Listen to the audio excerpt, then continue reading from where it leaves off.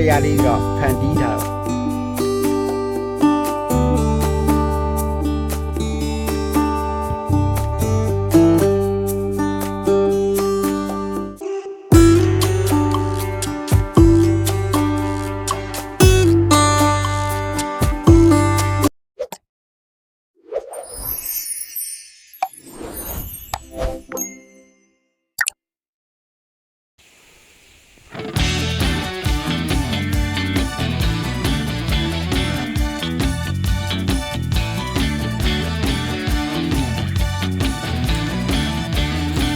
တောင်ပေါ်တက်နေတာပါ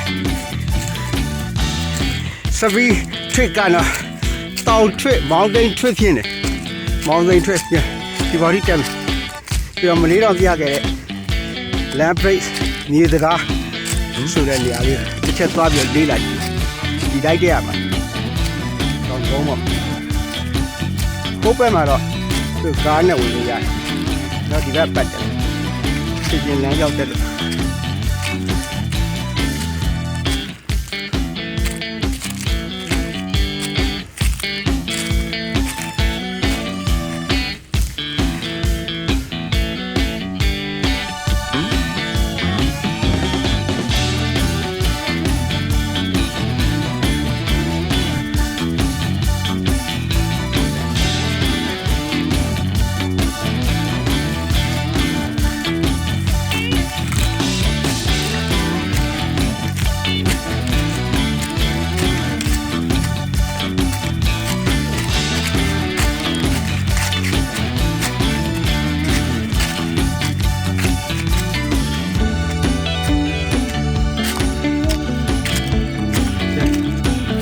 ငေါက်ကလေးရှိတယ်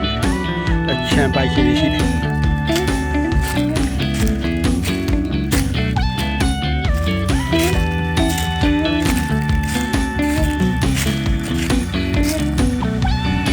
အာမြေတရားယူပွားတယ်သူ့ရဲ့ဟွာလေးပေါ့ဖုန်းနံပါတ်ကလေးဆက်သွယ်ရမယ့်ဖုန်းနံပါတ်ကလေးသူ့ရဲ့တောင်ကုန်းပေါ်မှာလုပ်ထားတဲ့ shipping ပုံရိုက်ပြီးတော့ပြထားတာဖြစ်ပါတယ်ကျွန်တော်ဒီလမ်းကြောင်းအတိုင်းတက်သွားပါမယ်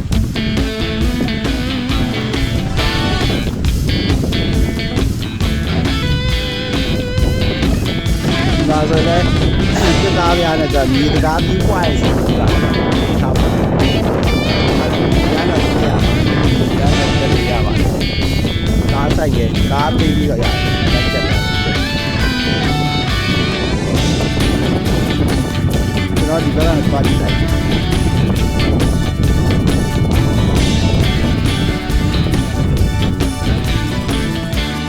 ျွန်တော်ဟိုးကလမ်းမြင်လိုက်ရေရလီးပြီးဆွဲပြဆွဲတော့ဒီ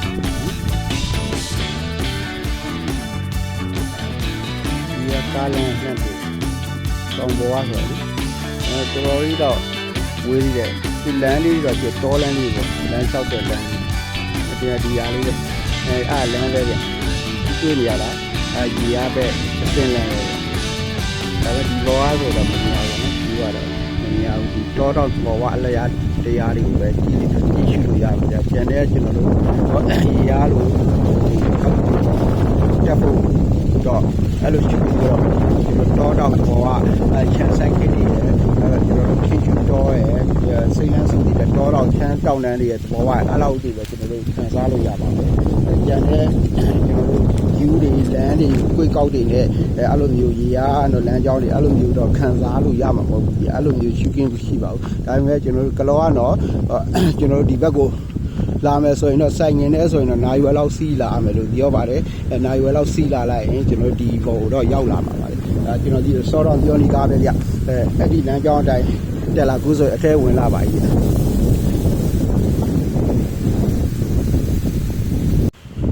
ဒီကောင်လေးတွေဆိုရင်မိုးတွင်းရောက်လာတာနဲ့သူကဒီအပေလေးတွေစိတ်ဆိုပြီးတော့အကုန်လုံးလမ်းဆန်းလာလိမ့်မယ်ဗျဒီအပေပန်းပေလေးဒီဟာလေးတွေလည်းຫນွေပင်လေးຫນွေပန်းလေးတွေတက်သွားမယ်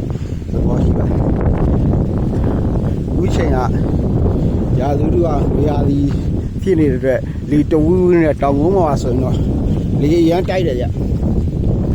နေလို့တော့ကောင်းတယ်အမောပန်းအပန်းဖြေလို့လဲကောင်းတဲ့နေရာလေးတစ်ခုလို့တော့ထင်မြင်မိပါတယ်ဗျဒီနားလေးမှာကိုဝင်ကျင်းမှာဒီတက်လေးတဲလေးတစ်ခုထားတယ် ဒီနားလေးမှာလေဟောအဲ့လိုအပန်းဖြီလို့ရတယ်ပေါ့နော်အပန်းဖြီလို့ရပါတယ်သူကဒီတိုင်းလေးဟိုဘက်ကိုလည်းလှမ်းတွေ့ရပါတယ်ဗျဒီလမ်းကြောင်းကတော့တက်လာတာပါအဲ့တော့ဟိုအပေါ်ထီကိုကျွန်တော်ထက်ရိုက်ပေးပါမယ်လိုက်ခဲ့ပါဦး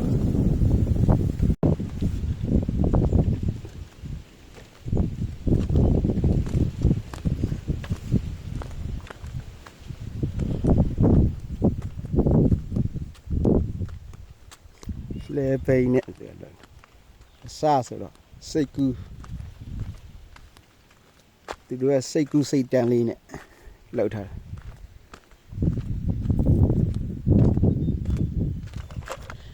တောင်ကုန်းပေါ်ဆိုရေတော့ရှားတယ်ဗျာရှိုးထဲမှတစင်ရေလေရတာဒါတောင်ကုန်းပေါ်ကြီးဆိုဒီအခက်ခဲရှိတာပေါ့နော်ဒီပေါ်တွေမှာည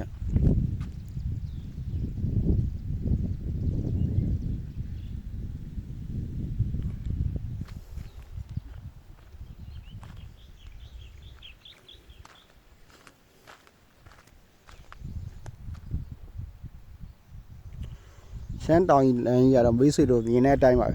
သဘောဝအလားတရားကြီးကတော့ဘေးဟာနဲ့မှလဲလို့မရဘူးဆိုတော့ကျွန်တော်ပြောနေကြအတိုင်းပါပဲတကယ်သဘောဝတရားကြီးကတော့ရှုမကြီးစရာရှမ်းတောင်လမ်းကြီးတွေဒီလိုနေရာမျိုးဆိုတော့တောတောင်သဘောဝအလားတရားတွေအားဒီလိုနေရာမျိုးတွေမှာပဲရှိတယ်အဲ့ဒီမှာဟို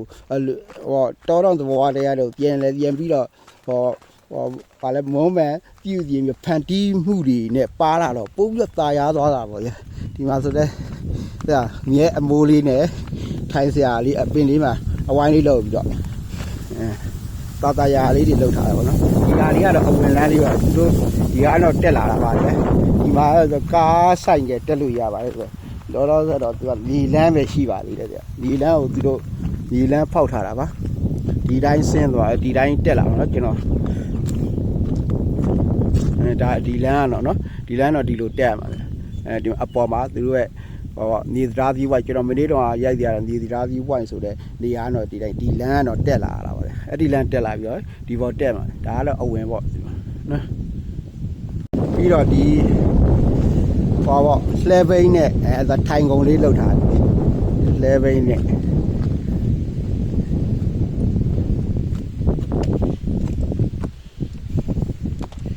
လဲပိန်းနဲ့ထိုင်ကုန်လေးတွေလှုပ်ထားပါသေးတယ်ဒီရှိမှာ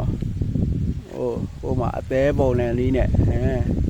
သဘောတရားလေးတော့ဖန်တီးထားတော့အရှိသဘောတရားကိုဖန်တီးမှုနဲ့ပေါ့နော်ထပ်ပြီးတော့မုံမှန်လိုက်တော့ပို့ပြီးတော့လှပလာတာပါဗျာ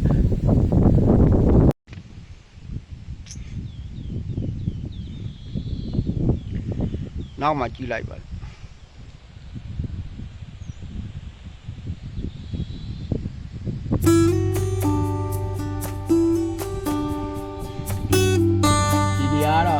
ဒီစကားယူပွိုင်အသက်ကလောမျိုးနဲ့နိုင်ဝက်လောက်ကြာ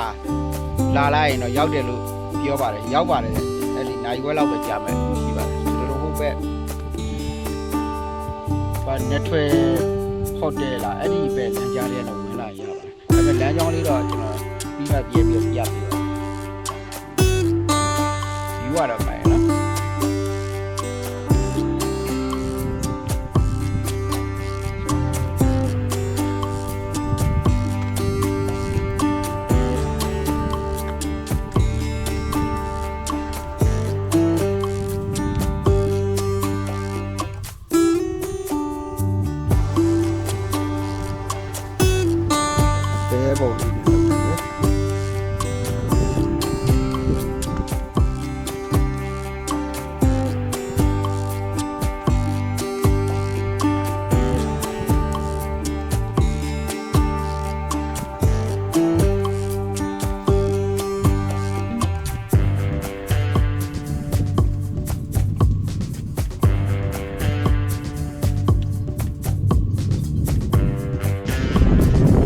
ပါကဗျာ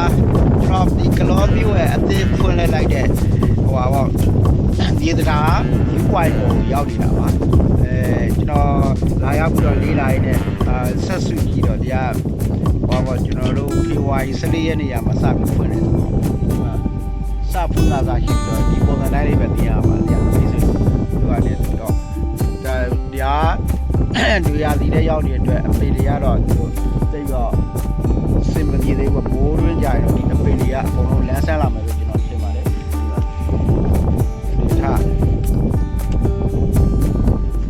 အသေးပုံလေး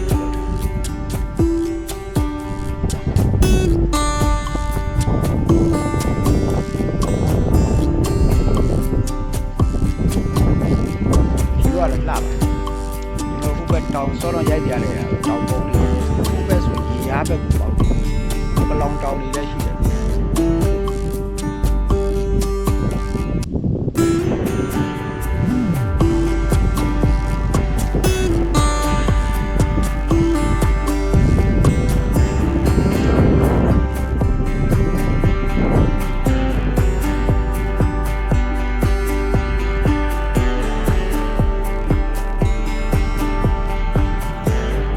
ကတော့ရေသတားဒီပွိုင်းဆိုလို့ဒီမှာအသစ်ကြီးရတယ်လုံးဝရောက်နေတာဖြစ်ပါတယ်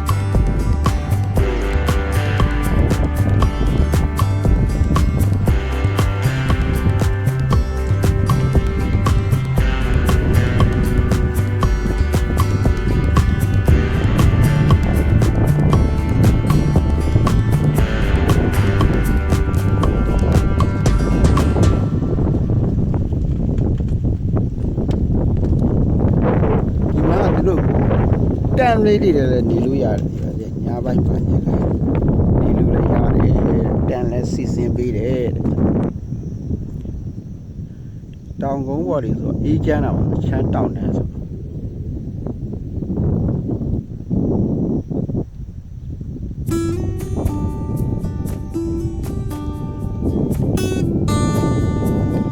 ပါလေတောင်ရတဲလေးတွေ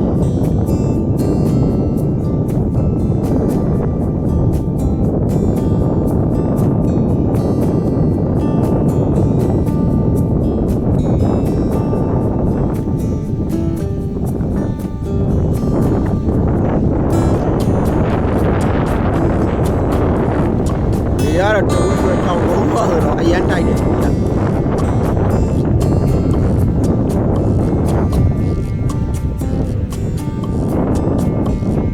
ဘဝလီ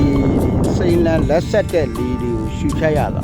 တောင်ကုန်းပေါ့ဆိုတော့ဒါလေးတွေတဲ့အသေးပုံစံမျိုးတွေလည်းလောက်ထားပါတယ်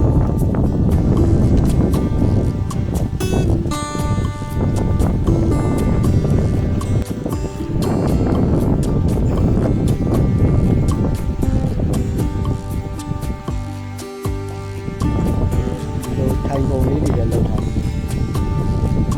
စပီးလေးအိုက်စကယ်လေးတွေ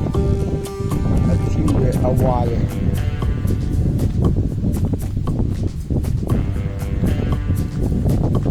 စကယ်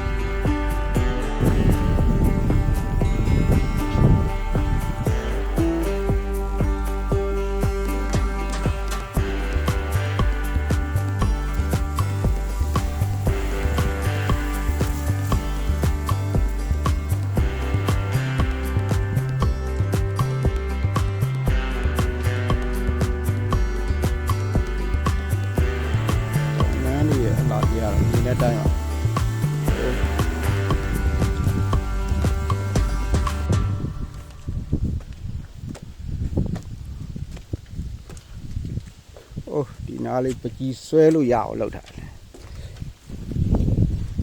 ထိုင်စရာနဲ့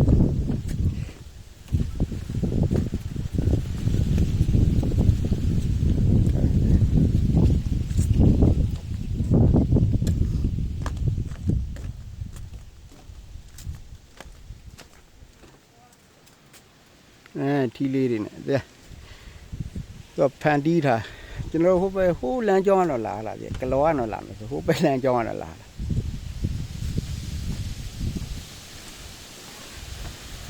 ဒီနာစိတ်ချမ်းချမ်းနဲ့ပကြီးဆွဲမဲ့စတိုင်လေးပကြီးဆွဲမဲ့စတိုင်နဲ့လှဟိုတောင်တန်းကြီးတွေကြည့်အောင်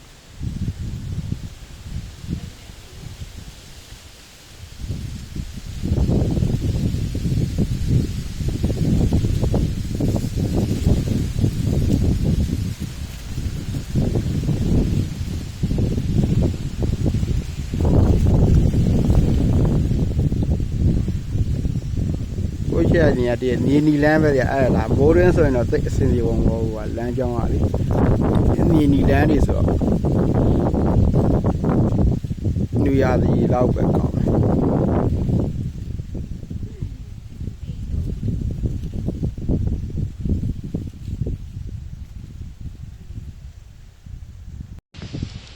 ကျွန်တော်ဒီနားလေးကတော့ပကြီးဆွဲလို့ရတယ်ဆိုပေါ့ပကြီးဆွဲဖို့ထားတာနေရာလေးလောက်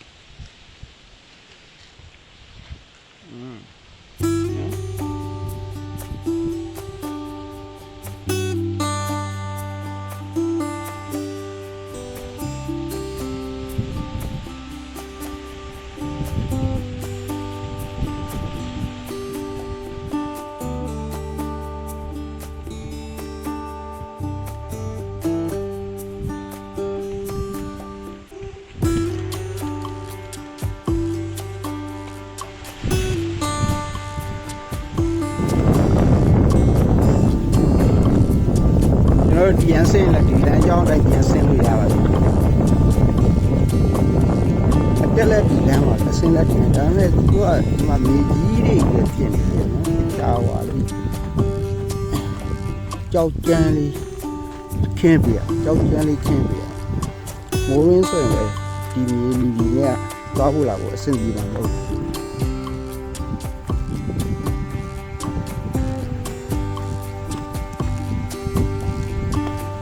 ဒီတောင်ပေါ်နဲ့ပြန်ဆင်းလာပါဗျာ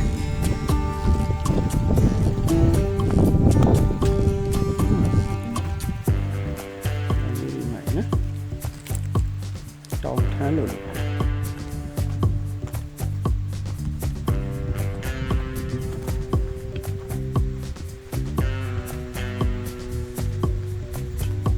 အောက်ကပေးရိုက်ထားပေါ်မှာတော့လူတုံးနေ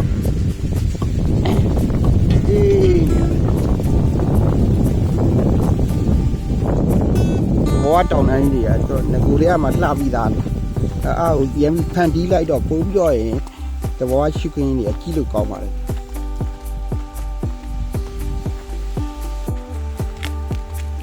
ရှမ်းတောင်တန်းတွေရဲ့တောတောင်သဘောဝအလားတရားများကိုအဓိကထားရိုက်ကူးတင်ဆက်ပေးတာဖြစ်တဲ့အတွက်ကျွန်တော်ရဲ့ဗီဒီယိုလေးကိုကြိုက်နေတဲ့မဲ့ဆိုရင် like and subscribe လေးလုပ်သွားပေးဖို့တောင်းဆိုချင်ပါတယ်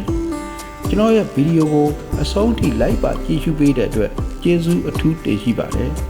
နောက်ဗီဒီယိုတွေမှာပြန်တွေ့ကြပါမယ်ခင်ဗျာအားလုံးကိုကျေးဇူးတင်ပါတယ်